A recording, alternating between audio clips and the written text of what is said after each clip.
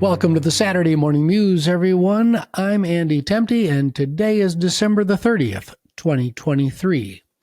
Happy New Year. I grew up in the Presbyterian Church on the corner of Cass Street and West Avenue in La Crosse, Wisconsin. When I say I grew up there, I mean it in the literal sense. My mother was the church organist, and my father was involved in various committees. We all sang in the choir. My sisters and I knew every square inch of the facility.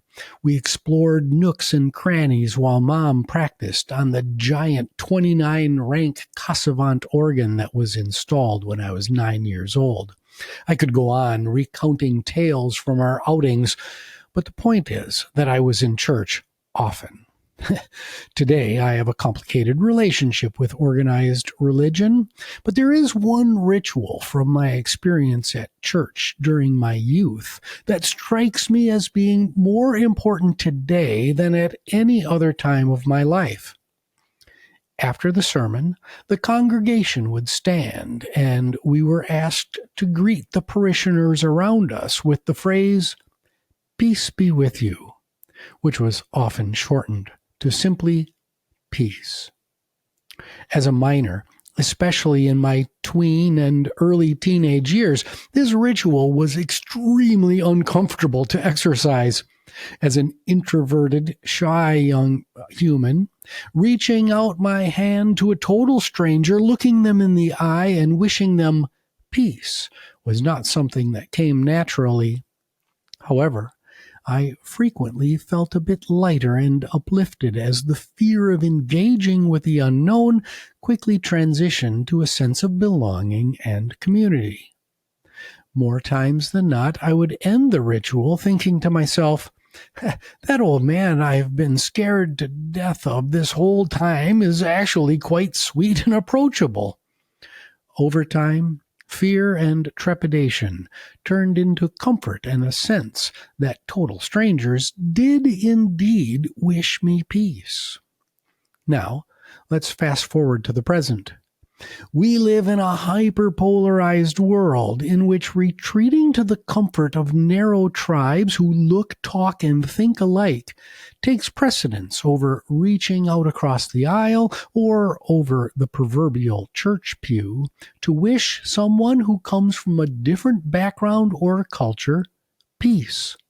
We make assumptions, oftentimes erroneous, about the people we encounter, and we end up placing labels on them.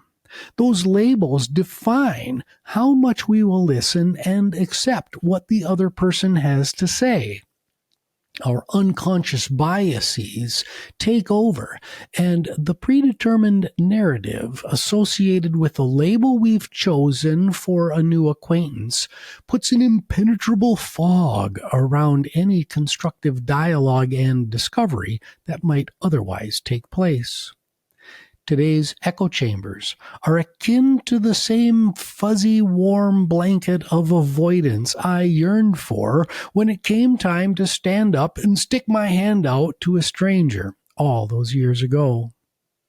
As we careen toward the turn of the calendar and another presidential general election season, the lesson today is this. When you meet someone new, rekindle an old friendship, or interact with acquaintances outside of your personally curated tribe, allow your ears and mind to open. Become aware of unconscious biases that lurk under the surface by engaging in self-reflection and meditation. Challenge yourself to be agile and accepting. Avoid labeling and compartmentalizing.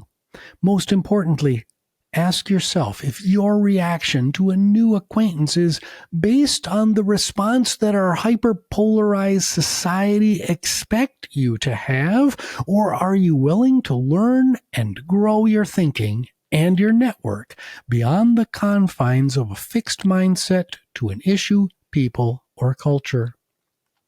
Let's use 2024 as an opportunity to bring the temperature down and engage in rational, constructive discourse.